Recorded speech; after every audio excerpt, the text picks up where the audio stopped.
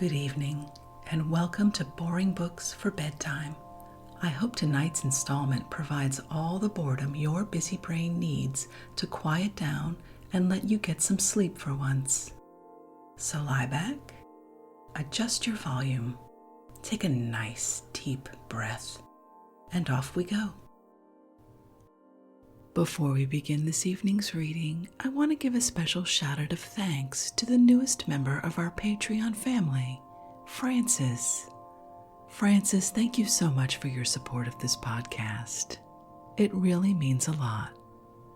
If you are interested in finding out about the exclusive perks available to subscribers, including episodes that can be found nowhere else, you'll find a link to the Patreon page in the show description. And now, let's get to the reading.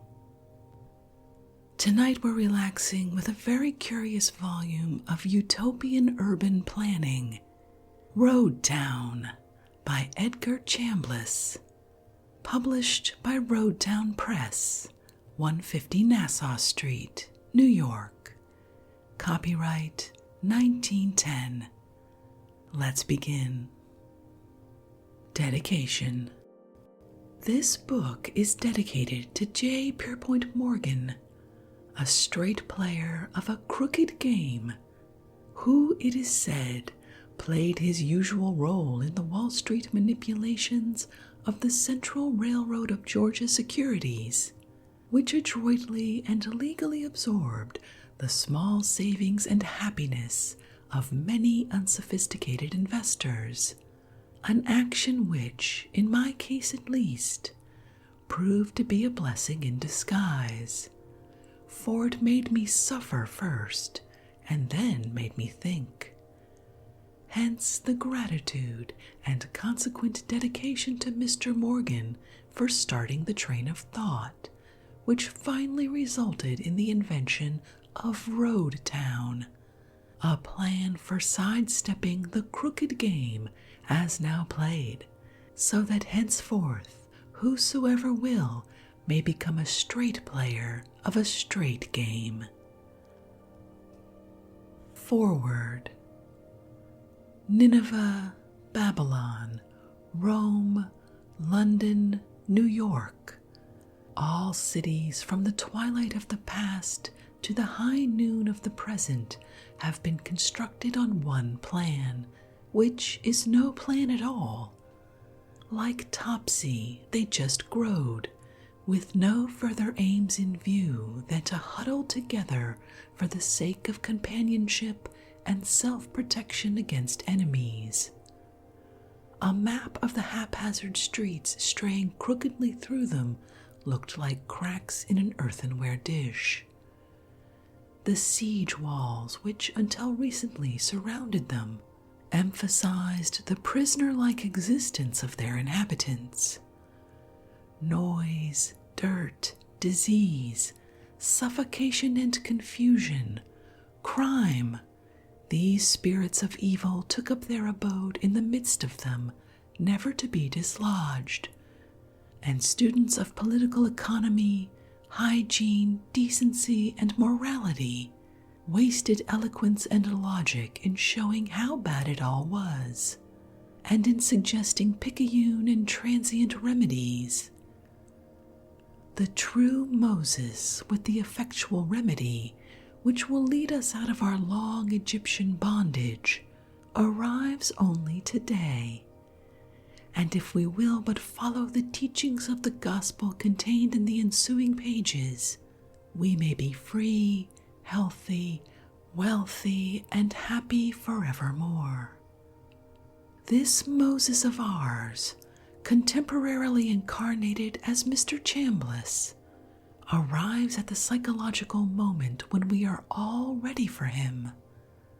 The Jeremiahs of rotten conditions and the Cassandras of impending woe had prepared us for the necessity of change, and the Edisons, Teslas, and Lodges of electrical and other inventions had supplied the means for it. The great riddle was ripe for the guessing, and Mr. Chambless has guessed it. Transportation, distribution, and the middleman. What a waste of time, energy, economy, and common sense are involved in our present handling of these elements. The domestic servant problem. How sorry and slipshod a solution of it are the hotel and boarding house of today. The elimination of the open country from our children's training and from our own opportunities for peace and sanity. What a paltry and impotent substitute for it is the hybrid suburb. Personal independence, social harmony, full value for work done, adequate leisure after toil. Does this not sound like the millennium? Read Mr. Chambless, O ye captives of civilization, and burst your shackles. He takes a map and a ruler and draws you a straight line from the Atlantic coast to the Alleghenies, thence on to the Mississippi, so across the prairies to the Rockies, and down to the very sands of the Pacific. What does this line stand for?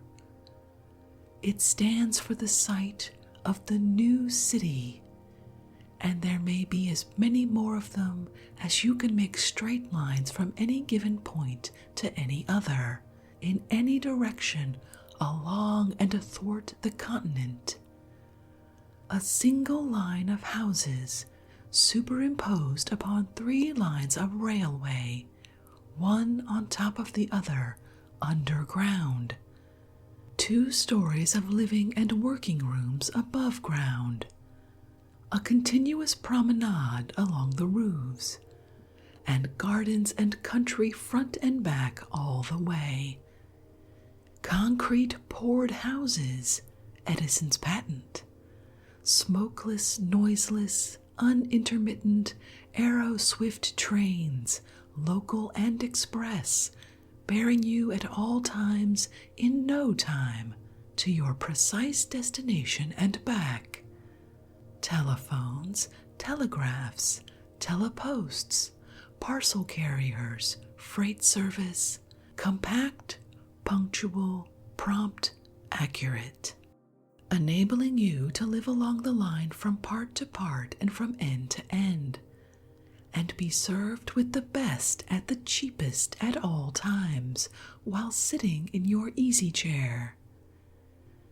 Housework done mechanically, and your private trade or profession followed in your own workrooms at minimum expense of time and effort, and at greatest profit. Rent reduced, taxes minimized, slums exterminated, pure food, fresh air, and exercise ad libitum, politics purified, cutthroat competition supplanted by rational cooperation. In short, the means for erecting mankind to its full stature and rendering everybody free, useful, happy, and wise can be secured by Mr. Chambless's Roadtown, and the moment to begin is now. Read his book and get together. Have we not waited long enough? He has spent half a lifetime perfecting his plans. They are as practical as they are attractive, and his only opponents are shiftless habits, stupid inertia, and blind prejudice. But before the first road town has been built out 10 miles into the wilderness, it will have become an object lesson before which all foes will gladly transform themselves into friends, and all critics become eulogists. Aviation has a mighty future, but the grand step forward in 20th century civilization is Roadtown, for not only is it an incomparable benefit in itself, but it affords all other useful inventions their best medium toward perfection. Julian Hawthorne. The Man Chambless by John Haynes Holmes. It was about 2 years ago that a tall, gaunt, pale young man entered my church study and said, in quite confident terms, quote, "I want a long talk with you, sir, for I've got something that I believe will interest you." End quote. Being not wholly unused to the ways of agents, promoters, inventors, and various kinds of visionaries, I felt somewhat impatient at this unhesitating demand for a liberal share of my time. But I told my visitor as pleasantly as possible to be seated and to describe the thing which he thought would interest me. This was the beginning of my acquaintance with Mr. Edgar Chambless, the author of this book, and the opening words of my introduction to Roadtown.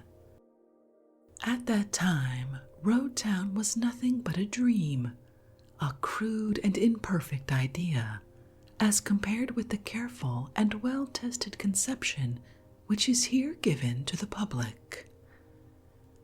To its inventor, it appeared even then, in its original form, to contain the solution of most every perplexing problem of modern social life.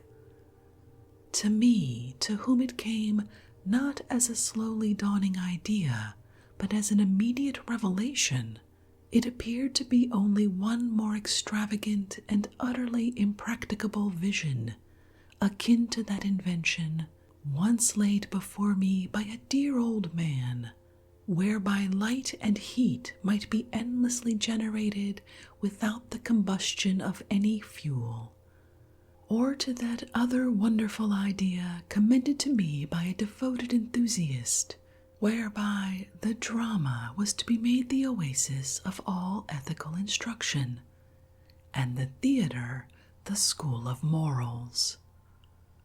Something in Mr. Chambless's personality, however, held my attention and won my sympathy. In our first talk together, I was made to believe in him even while I could not find it within reason to believe in the revolutionary possibilities of his conception, and so I asked him to call again. And from that time to this, I have met him and talked with him frequently. I have seen his dream become transformed from an ill-conceived vision into a well-conceived and thoroughly practical idea. I have seen the man himself rise from the position of a visionary dreamer, seeking the ears of any who would listen, to that of a recognized genius, welcomed in the offices of editors and publishers, and received on equal terms by the best-known architects and inventors of the nation. I have seen Roadtown subjected by competent men to the most rigid mechanical and economic criticisms, and beheld it emerge triumphant. I have seen Mr. Chambless convert architects, mechanics, charity workers, philanthropists, and cost-of-living experts from scoffing impatience to enthusiastic faith. I have had the privilege, in a word, of watching the triumphant progress of a great and original idea, and the heroic personal victory of a true inventive genius. During all that time, I have done nothing but lend my ears to Mr. Chambless. Unable to help him to work out his ideas in any practical way, I have tried to serve him as a friend and confidant. To me, he has unfolded his joys and his sorrows, revealed his feelings of alternating despair and hope, told the tales now of success and now of failure. For 2 years past, I have watched and listened, and all the while my faith in Mr. Chambless has grown ever stronger, and my sympathy with his endeavor ever deeper. Indeed, for some months it has been my feeling that I had no higher duty than that of helping as best I could, by the word of goodwill, the handclasp of friendship, and the listening ear of personal faith, one of the few men I have ever met in my experience who was truly laying down his life for the sake of a great and unselfish idea. Mr. Hawthorne, in his foreword, has testified to his belief in the idea of Roadtown. I would here testify in my foreword to my belief in Mr. Chambless. He is made of the stuff of heroes, those who have sacrificed home, friends, social positions, money, personal comfort, yea, life itself in the service of humanity. His is the spirit of perfect devotion to an ideal.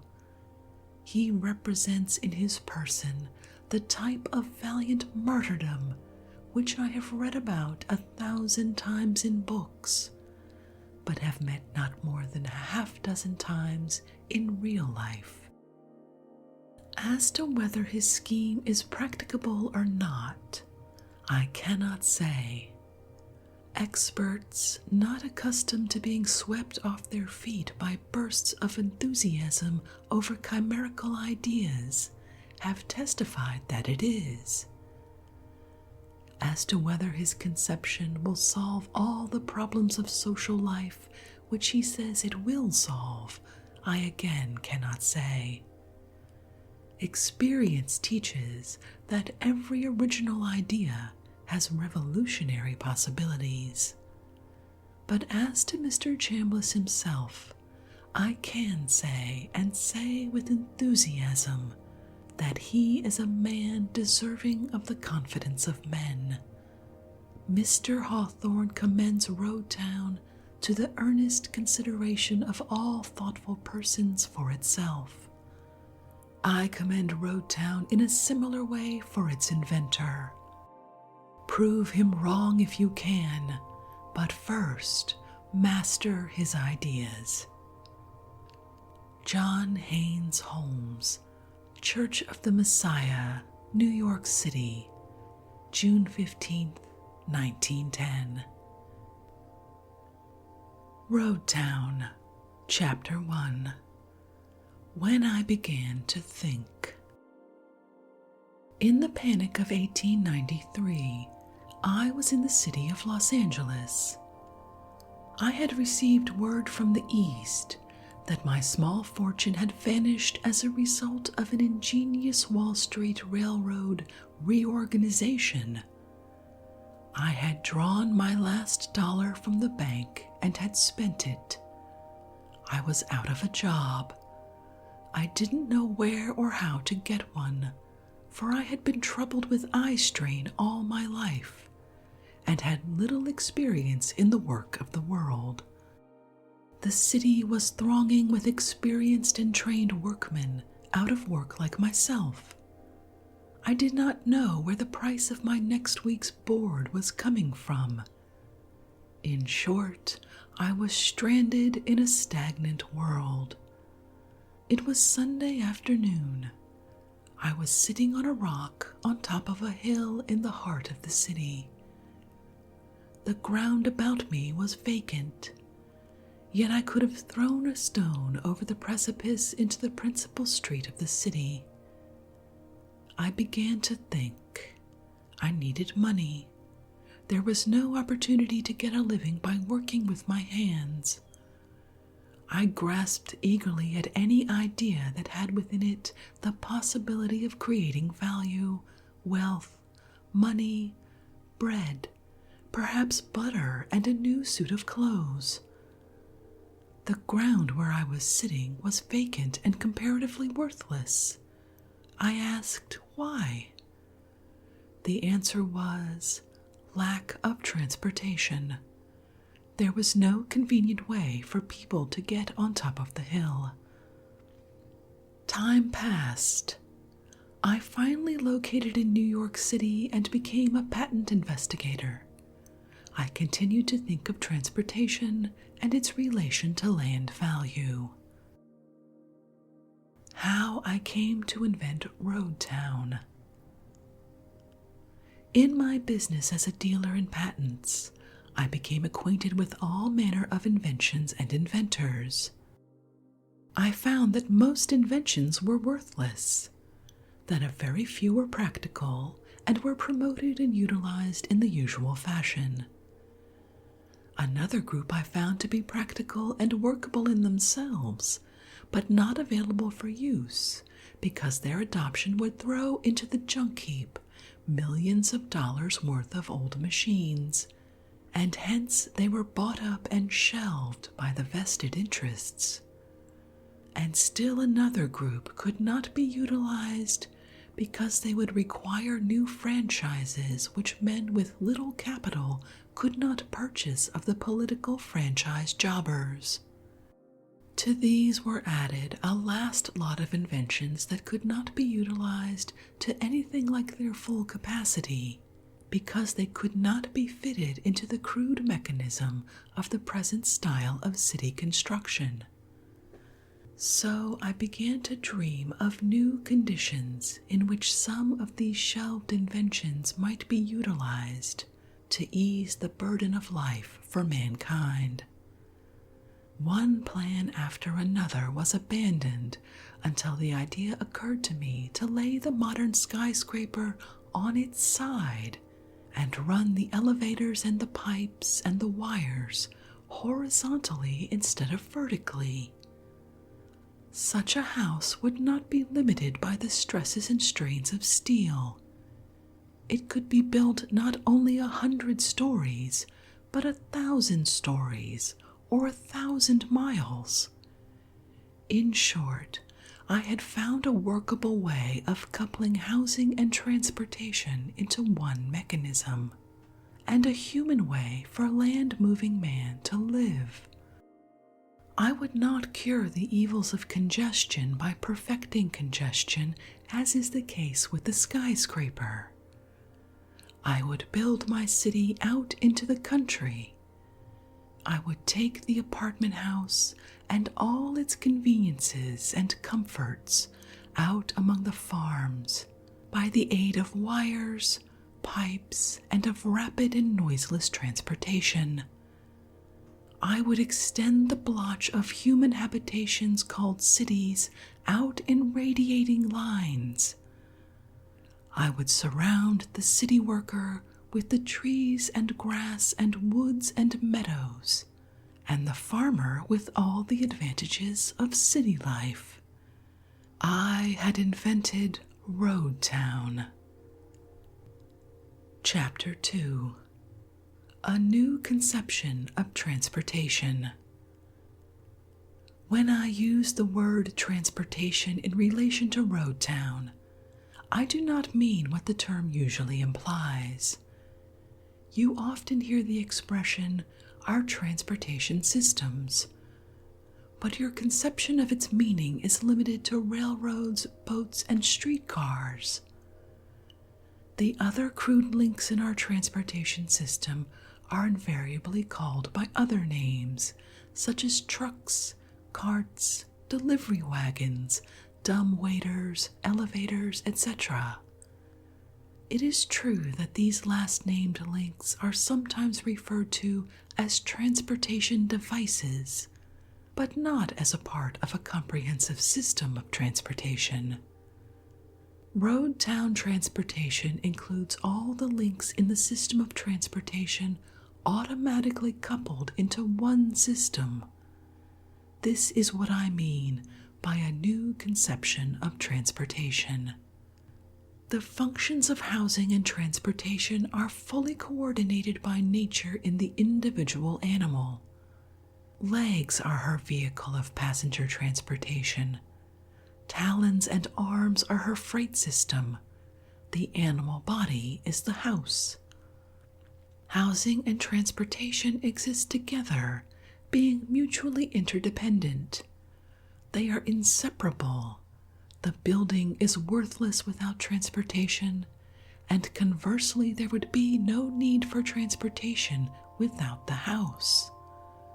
There is no better illustration of the need for a proper combination of transportation and housing than that of the human body. The baby's first task is to learn to use its transportation devices. Otherwise, its house or body is useless.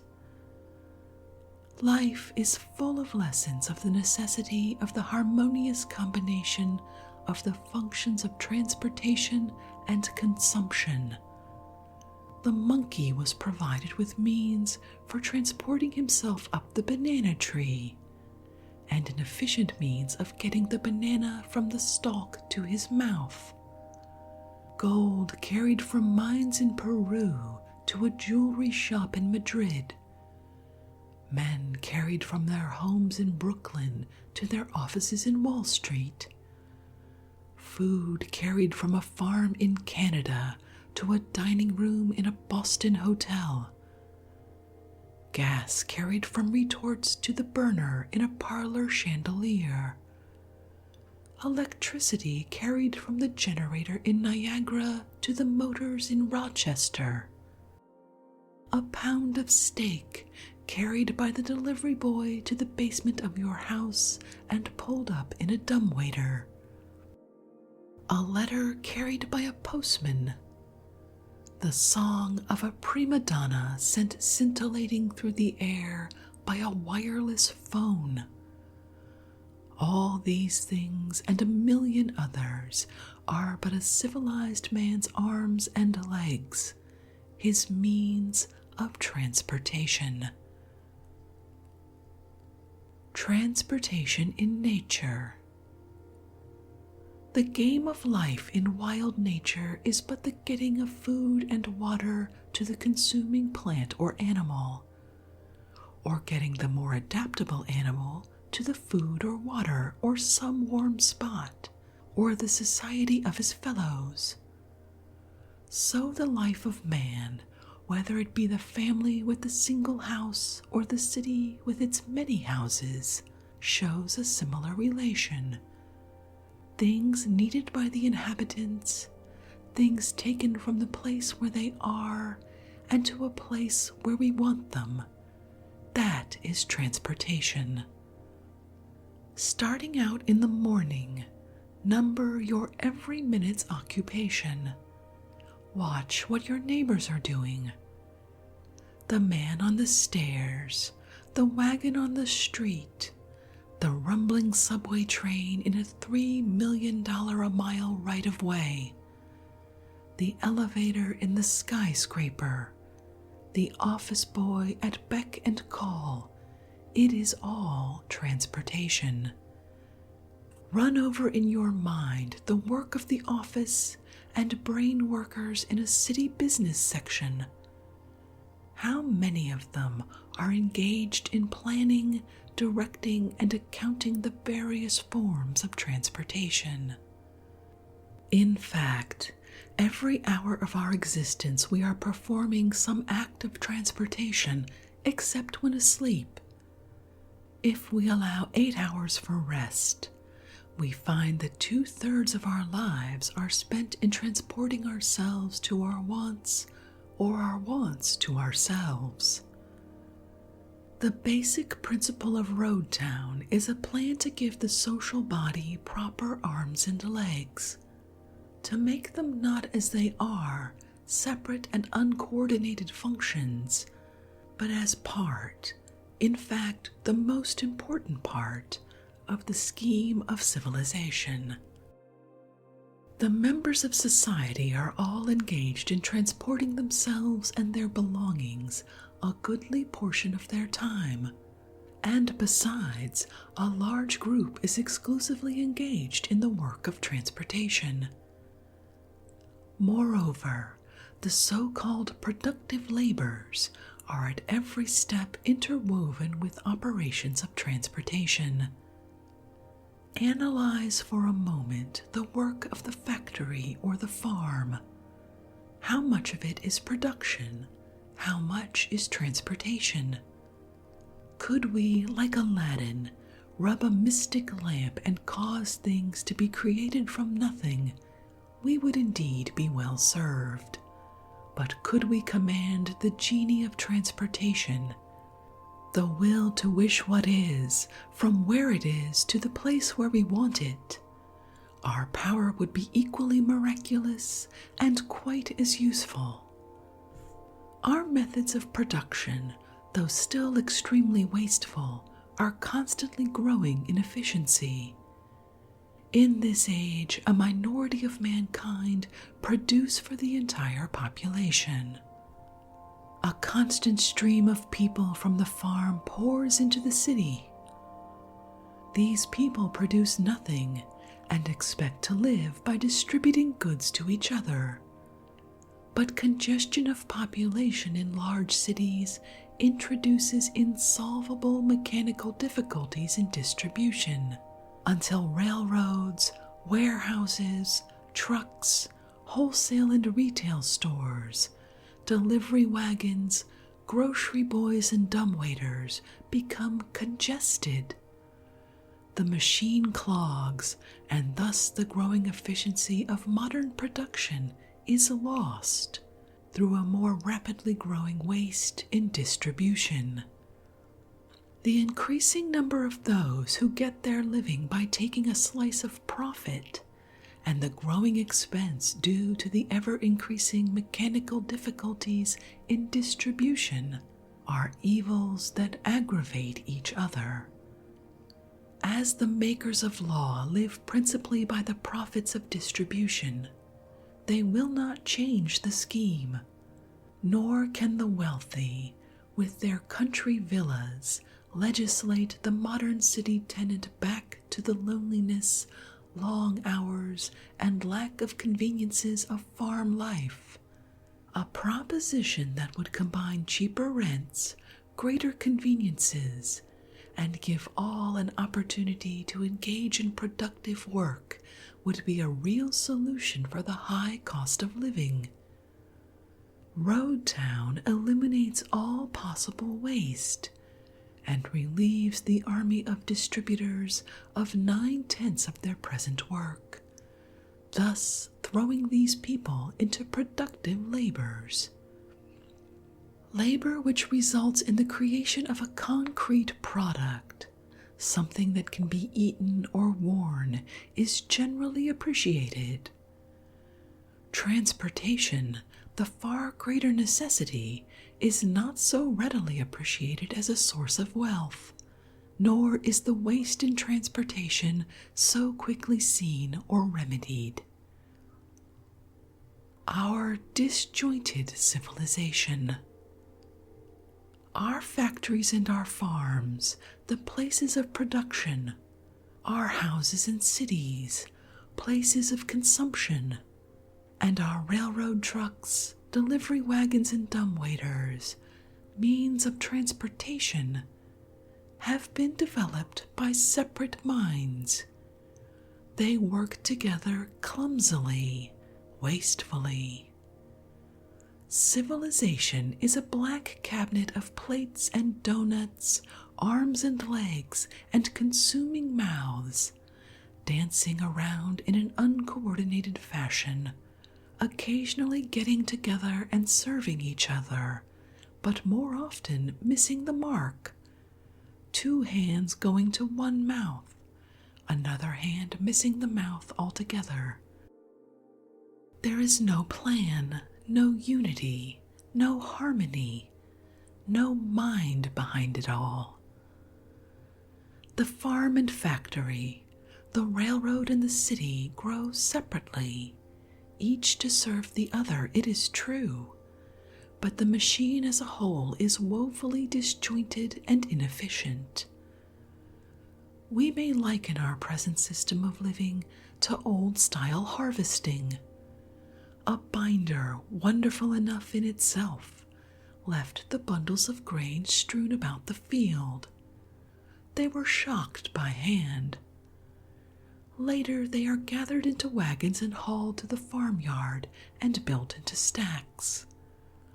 Then the thresher comes, and with another complex machine delivers the grain, loose, through a running spout, where men weigh it and sack it and load it into wagons, which are as crude as the threshing machine itself. Compare this system, wonderful though it be, with the combined header thresher, which at one operation cuts, threshes, and delivers the grain weighed and sacked into the wagon. In the combination of the previous operations, many of the steps, the binding and hauling and stacking and weighing, drop out. The machine simplified the whole process. It eliminates waste. It represents a unity of plan, a harmony of operation. Our modern complex systems of production, transportation, and consumption, like the old-fashioned method of harvesting, require many separate machines. Take the one product of butter for illustration. The farmer produces milk. The milk hauler carts it to town. The creamery man manufactures the butter, then packs it into tubs and sells it to a dealer. The dealer ships it to the city by rail, and then another truckman delivers it to a jobber, which means more trucking. The jobber molds the butter into prints and boxes them. A wagon takes it to a grocer, where it is again stored, sold, and goes the round of another wagon, a dumbwaiter, a pantry, a waiter, a table, and at last consumption. This is a sample story of civilization, a heterogeneous mass of independently acting individuals and separate mechanisms, full of mechanical waste, full of human waste, full of financial waste.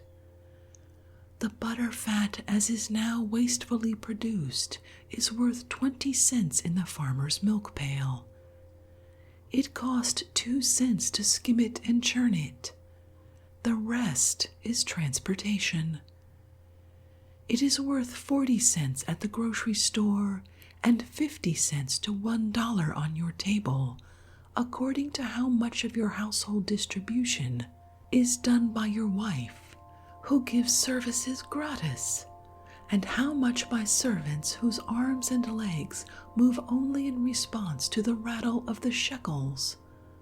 And how much would this service of transportation cost if production, transportation, and consumption, like the modern header thresher, were built upon a plan of coordination?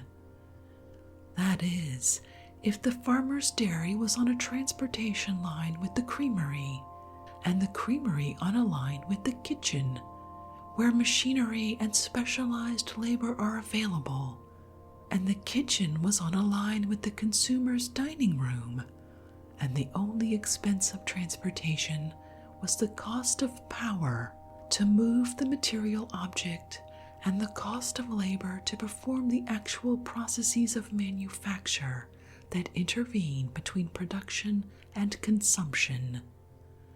The Roadtown is a single unified plan for the arrangement of these three functions of civilization: production, transportation, and consumption.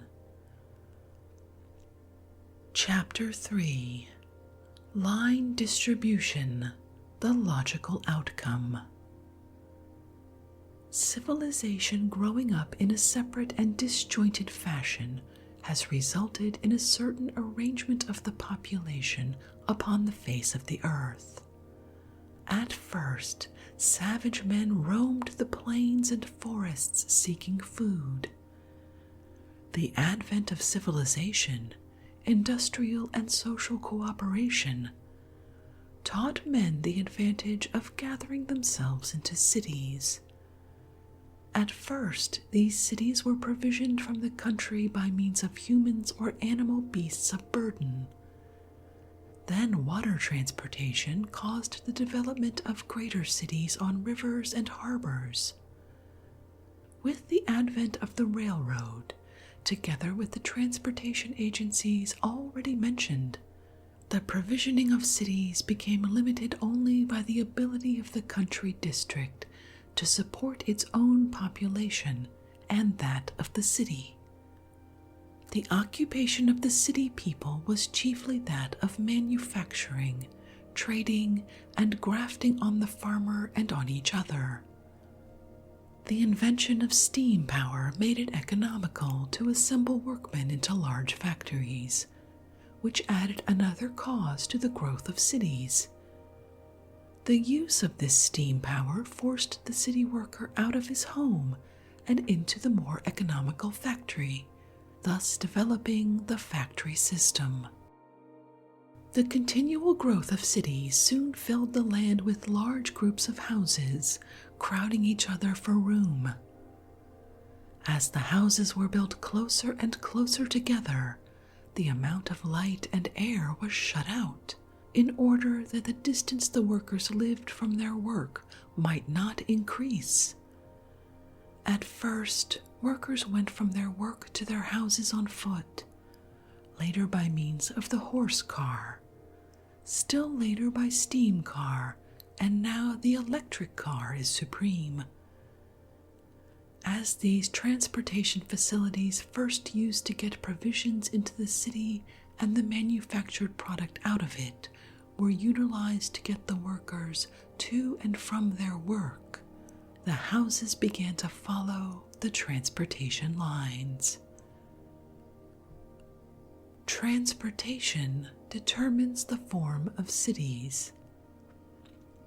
As time and the expense of transportation rather than distance were the elements that governed the distance from the heart of the city that could be used for workers' homes, the utilization of fixed lines of traffic resulted in the city building out along main streets, trolleys, and railroads. Along main lines of traffic, as between two important cities, the population began to group itself into lines. This is the state of the distribution of population to be found in the world today. But the present distribution is imperfect.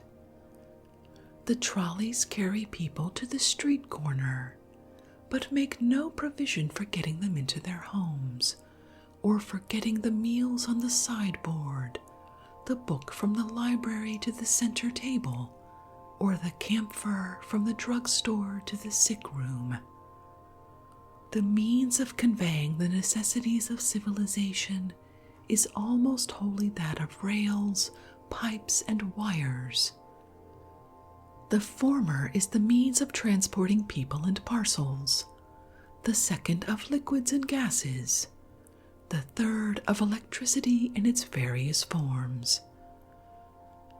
These mechanical servants have been placed in the streets, which were first built as roadways for carriages. In the streets, the pipes and wires must be buried beneath the pavement at great expense. Through these streets, frequently full of curves and angles which offer little trouble to the free-moving horse-drawn vehicle, the rails must be bent and the cars slow down for curves. From beneath the pavement, the pipes and wires must be separately led into the basements of each building and up through successive stories to the apartments above. Within the building, separate vertical car lines called elevators must be built, and city transportation becomes a matter of 3 dimensions, with train service running in from principal outlying points, crosstown trolley lines, and vertical elevators, all separate schemes of transportation requiring changes and delays, endless duplication, colossal expense, and criminal waste. Now, rails, pipes, and wires can be most economically laid in continuous straight lines. In the case of railroads, the greater the speed without stops, the more the necessity for straight lines. A car running at a speed of 40 miles per hour has 16 times the force for derailment as a car at 10 miles, and there is a like increase in the cost in power and time to stop the car. Moreover, to be efficient, the railway should be where nothing will obstruct the passage of trains. Pipes must be kept from freezing, live wires from giving shocks, and yet all must be available for new installation and repairs. None of these needs are filled by present city conditions. All can be fulfilled if the city is planned to fit the rail, pipe, and wire civilization of today instead of the pedestrian and equestrian civilization of the past. Building in one dimension. The Roadtown is a scheme to organize production, transportation, and consumption into one systematic plan. In an age of pipes and wires and high-speed railways, such a plan necessitates the building in one dimension instead of three, the line distribution of population instead of the pyramid style of construction. The rail, pipe, and wire civilization and the increase in the speed of transportation is certain to result in the line distribution of population because of the almost unbelievable economy in construction, in operation, and in time. The people will return to Mother Earth because it is in every way desirable for them to do so, and not because some merchant prince, railroad king, or social worker says they ought to go. In modern life, an office building, store, or apartment house is considered especially fortunate if it has a rapid transit station near, or better still, within the building. All the inhabitants of the road town will live upon the main line and be near the station. They will live there because the utilities of civilization can be provided there more economically than elsewhere. But the line distribution has yet another significance of as great importance as the more safe and economical distribution of people, parcels, fluids, and electricity. The development of cities was originally brought about by the desire of men to get close together for industrial needs and social fellowship. This same want for ready communication and distribution of men and things, I have shown, can now be most completely fulfilled by the city which will be strung out in a line. In other words, the very laws which built the congested cities will, with the construction of the first section of the first road town, surely mark the beginning of their gradual dissemination. Such a tendency can already be seen at work, but its development has not progressed far because of the isolation of the functions of house construction and horizontal transportation devices. As soon as horizontal transportation is put in the house, the skyscraper on its side, and is pointed towards the endless country instead of up against the force of gravity, and the wonderful transportation devices now available are installed, you will see the cities spread out in lines amidst the fields and farms as if by magic. Indeed, it will be the magic of economy, the natural force to which all of humanity always promptly responds. The height of the skyscraper is limited by the stresses and strains on the steel, by the instability of the foundation, by congestion of the elevators. The length of the skyscraper on its side has no limit, for it is built on solid ground. It has no lighting and ventilating problems. Its transportation system, by the aid of local and express service, by the fact that it can run trains, not single cars, and can run many trains following each other on one track, and not require a whole shaft for a single car, as in the case of the elevator, removes the mechanical limitation of length of the horizontal skyscraper. We can build not only 1,000 feet, but 1,000 miles, and have every story connected with every other story by rails, pipes, and wires. A line of city through the country. The Roadtown will start at the end of the present subways or other rapid transportation systems of present cities, or tap these lines far enough out to get comparatively cheap land and build out in the direction of other cities, passing near enough to the smaller cities, towns, and villages to summarily attract much of their renting population. This movement will surely mark the beginning of the end of such wasteful loafing centers for the few and the stagnant pools of wasted energy for the many. It will be a line of city through the country. It will take the apartment house to the farmer and incidentally free the farmer from the necessity of feeding the well-meaning townsfolk who give him in return scant clothing, the use of a hitching post for his team sometimes, a place to get his weekly paper, and a little social fellowship on the sidewalk Saturday afternoons. It will give the suburbanite all that he seeks in the country and all that he regrets to leave in town.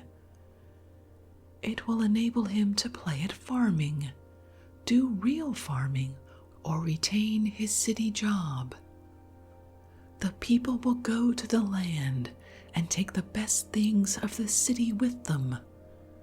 Take, in fact, all that is good in the city today, and in addition, much that is now pigeonholed as unused patents, because the conglomeration of isolated homes and the crude horse paths called streets, owned by hold-up men called politicians, do not permit of the general adoption of these great inventions. And with that, I think we'll end this evening's reading from Roadtown by the visionary Edgar Chambless. We will definitely be returning to this one, especially since the next chapter details the Roadtown plan of construction, which quite frankly, I'm eager to discover. Hopefully, you're no longer awake to hear this, but if you are, and you'd like to read this work for yourself, you'll find a link to a free ebook version from Project Gutenberg in the show description. If you'd like to connect, or suggest a boring book you'd like to hear read, the best place to catch me is on Twitter at BoringBooksPod. I'd love to hear from you. Thank you so much for joining me this evening. Until our next boring book, good night.